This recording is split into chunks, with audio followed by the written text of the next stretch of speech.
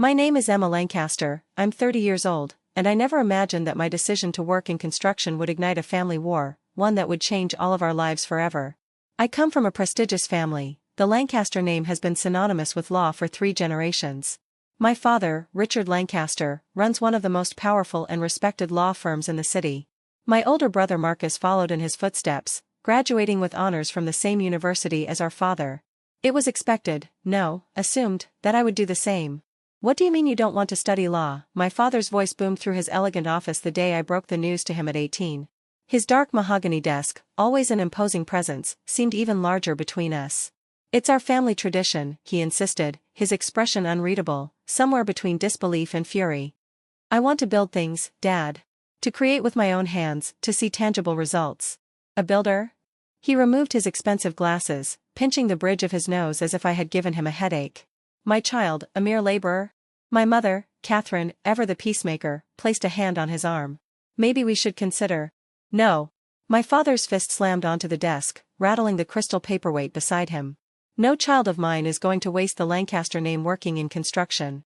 I could feel the weight of his disappointment pressing down on me, but I refused to back down. A week later, I enrolled in a technical school specializing in construction and project management.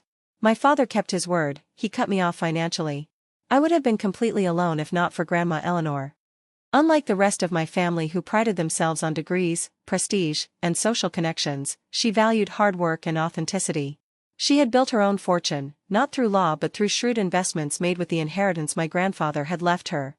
Follow your heart, Emma, she told me, pressing an envelope into my hands to cover my tuition, her sharp eyes softened. True prestige isn't about wealth, it's about doing what you love.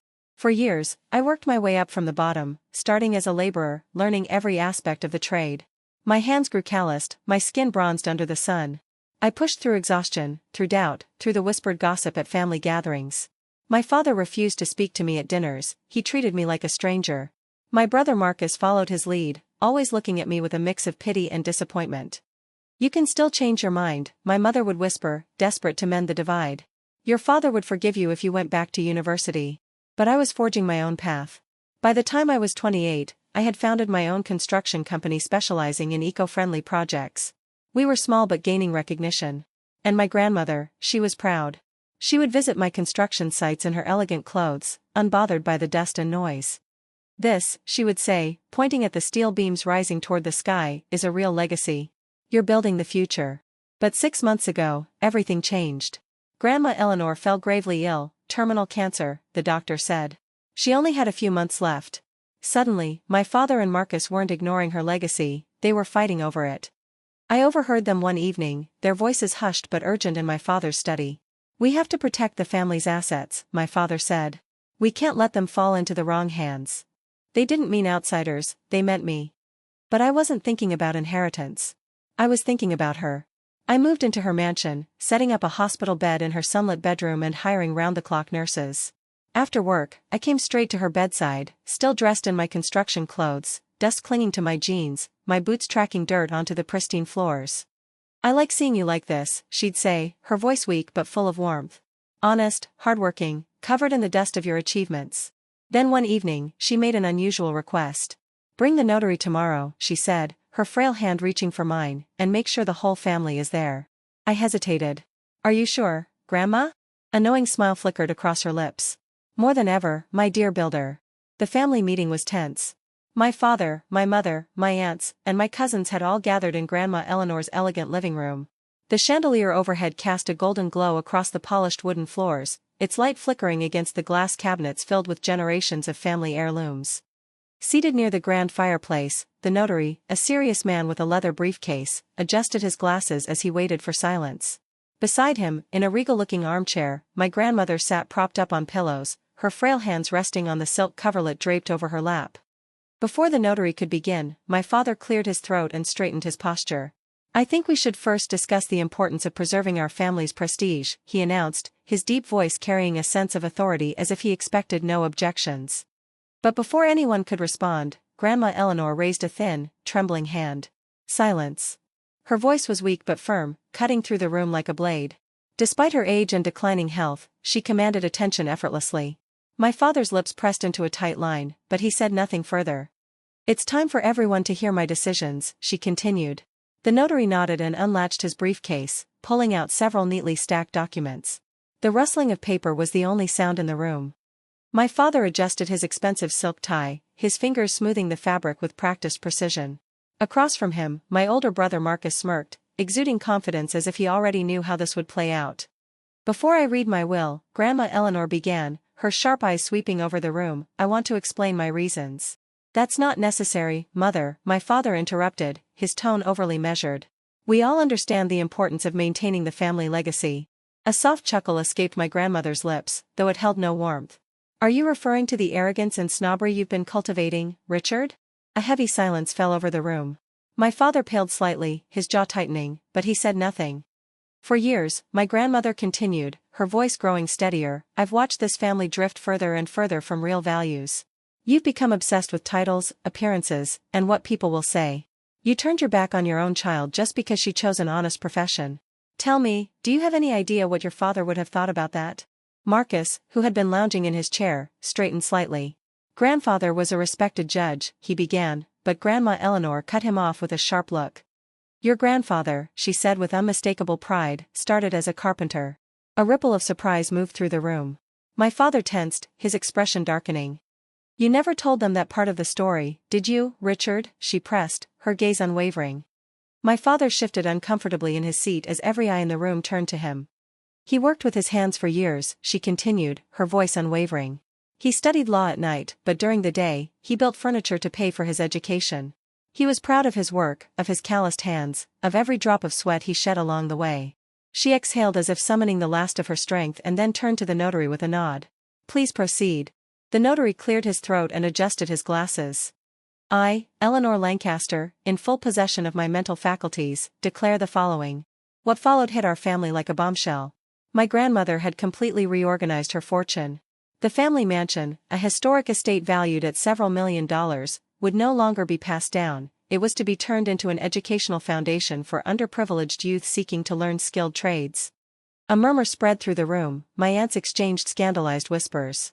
The notary continued, unshaken. Her commercial properties, which generate substantial rental income, will be placed in a trust under the management of Miss Emma Lancaster. My father bolted upright in his chair. This is ridiculous, he spat. She has no experience managing properties. The notary remained composed. On the contrary, he replied smoothly, Miss Emma Lancaster has demonstrated exceptional business management skills. Her eco-friendly construction projects have received national recognition. I felt my breath hitch, recognition from my grandmother. My chest tightened, though I kept my expression neutral. Grandma Eleanor smiled, her eyes softening as she looked at me. I've been watching you, Emma, she said with quiet pride. You've built more than just buildings, you've built an ethical, sustainable business. Marcus's smirk had completely vanished. My father's fury only grew. I won't allow this, he snapped, his voice booming. You don't deserve anything from this family. Working in construction is a disgrace to the Lancaster name. The room went deathly silent. Grandma Eleanor inhaled slowly, then exhaled with the patience of someone who had been expecting this reaction all along. Richard, she said at last, her voice eerily calm, the only disgrace in this family is your arrogance. My grandmother sat up in bed, and for a moment, I saw the formidable woman who had built her own empire from the ground up. Even now, frail and nearing the end of her journey, she commanded the room with quiet authority. In that case, Richard, she said, her voice steady and deliberate, you should also know that I sold all my shares in your law firm. My father's face turned ghostly pale, his mouth opened, but no words came out at first. When he finally spoke, his voice was hoarse. What have you done? I sold them 3 months ago, she replied, her tone matter-of-fact as if she were discussing the weather. Every cent went into a scholarship fund for students pursuing skilled trades. A stunned silence filled the room. Then chaos erupted. Marcus shot to his feet, shouting about contesting the will. My aunts gasped, tears spilling down their faces. My cousins exchanged frantic whispers, their expressions a mix of shock and disbelief. My grandmother remained composed, unmoved by the outburst. You can challenge it all you want, she said calmly. It's legally airtight. My legal team, which I should point out is not yours, Richard, ensured that. She let the weight of her words settle before turning to me. Emma, there's one more thing.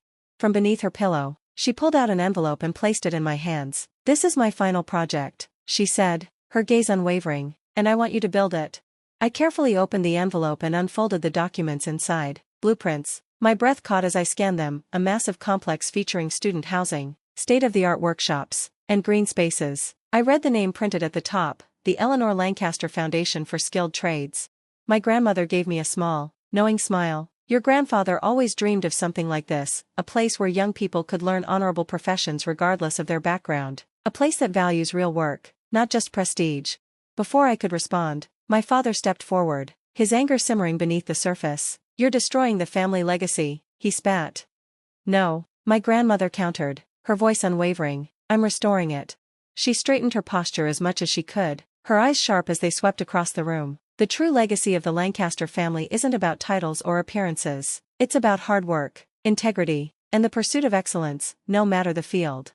She let her words linger before making one final declaration. At her nod, the notary pulled out another document.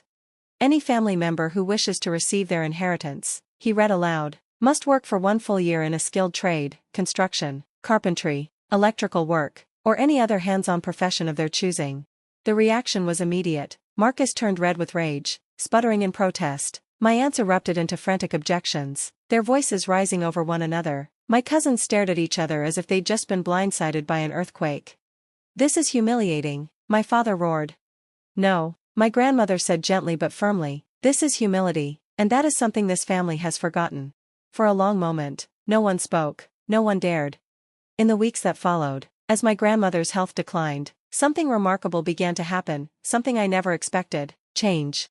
2 of my younger cousins, both of whom had spent their lives coasting on family wealth, showed up at my office one afternoon, hesitant but determined.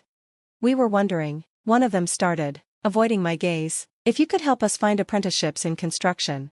My cousin Sarah, fresh out of business school, enrolled in a carpentry course, and then, after weeks of tantrums and silence, Marcus showed up at one of my job sites, dressed in an expensive suit and polished shoes. He looked entirely out of place, shifting awkwardly as he took in the scene around him.